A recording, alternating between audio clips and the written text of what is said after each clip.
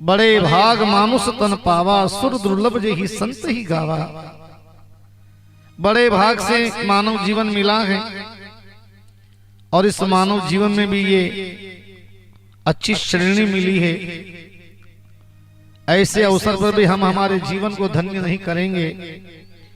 शिव महापुराण जैसे ग्रंथों में हम लोग हाजिरी नहीं लगा सकते हैं, विराजमान नहीं हो सकते हैं, इनके सहयोगी नहीं बन सकते हैं, तो फिर हमारे जैसा दुर्भाग्यहीन कोई व्यक्ति हो ही नहीं सकता है।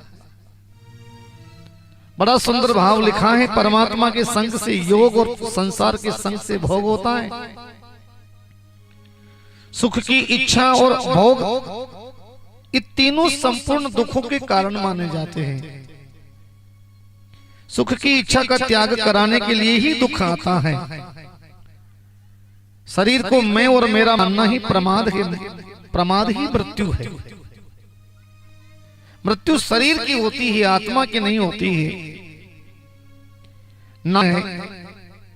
नासवान की चाहना छोड़ने से अविनाशी तत्व की प्राप्ति होती है। शरीर संसार से अपना संबंध मानना कुसंग है। अच्छा, किसके हृदय बैठ जाए ये अलग बात है। अब रही बात धन की, धन किसके यहाँ से निकलना है, किसी के यहाँ नहीं निकलना है, ये भी उन्हीं की कृपा होगी तो यहाँ 1 रुपया चढ़ेगा। बाकी बाउंड्री के बाहर रास्ता है इसके जाने का, इसके अंदर वही प्रवेश होगा जिसके ऊपर इनकी कृपा होगी। बाकी 12 3 बार निकलेगा, 4 बार निकलेगा, कथा चल रही है तो ये बात तो पूरा जाए महाराज पीछे चाला।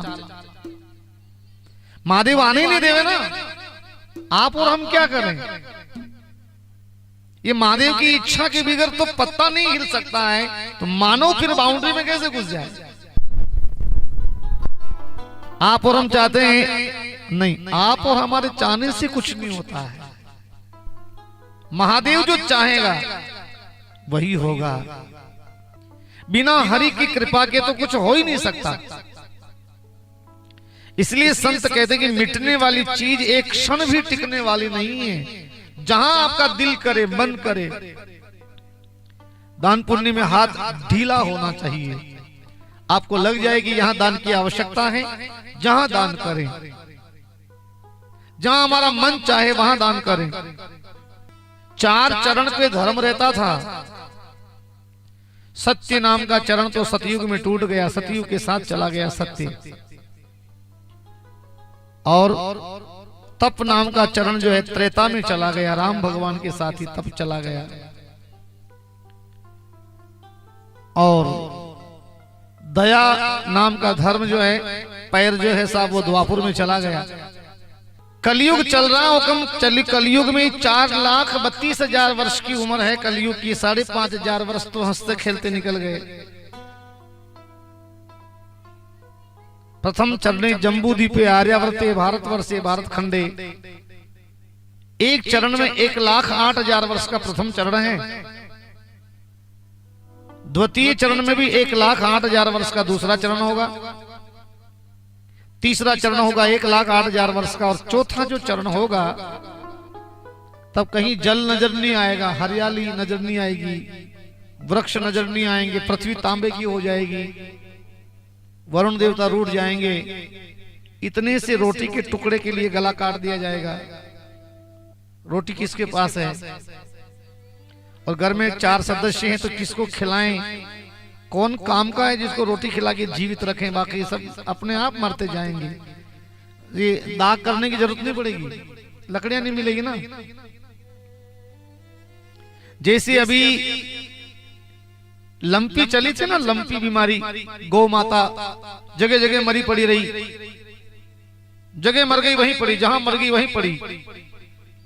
ऐसे मानव की लाशें पड़ी रहेगी, कोई उठाने वाला रोने वाला नहीं मिलेगा।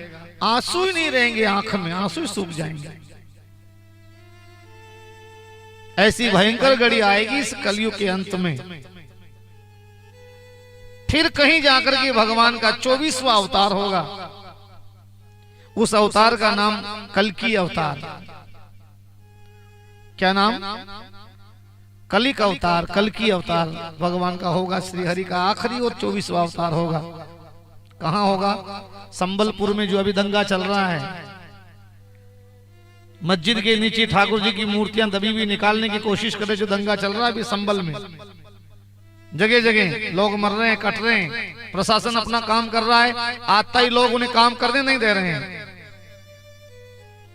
वही संबलपुर, संबल ग्राम में, जहां भगवान श्री हरि का अवतार होने वाला, बिहार उत्तराखंड में, ब्राह्मण के घर में, विष्णु यश ब्राह्मण के घर में भगवान श्री हरि का अवतार 24वां अवतार घोड़े की सवारी पर होगा। भागवत में भी लिखा है, अगर भगवान का 24वां अवतार ब्राह्मण के घर होगा, इसका मतलब जातियां तो अंत समय तक बचेगी।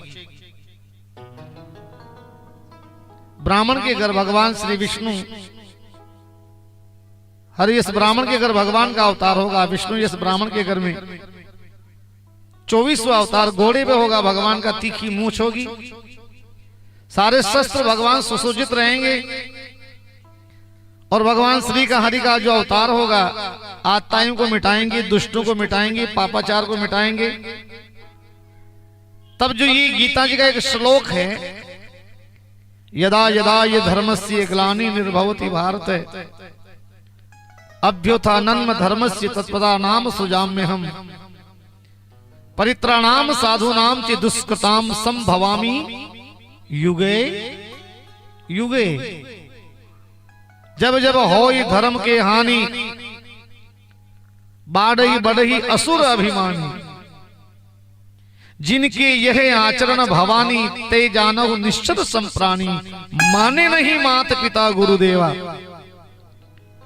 साधु ने ते करवावई सेवा। जो माँ बाप को नहीं मानेगा, साधु को नहीं मानेगा, साधुता का सम्मान नहीं करेगा, तो वहां प्रभाव तेज हो जाएगा। और राक्षस की पहचान क्या है? राक्षस कौन होता है? राक्षस के सींग नहीं होते, राक्षस की पूंछ नहीं होती, आचरण से राक्षस होता है।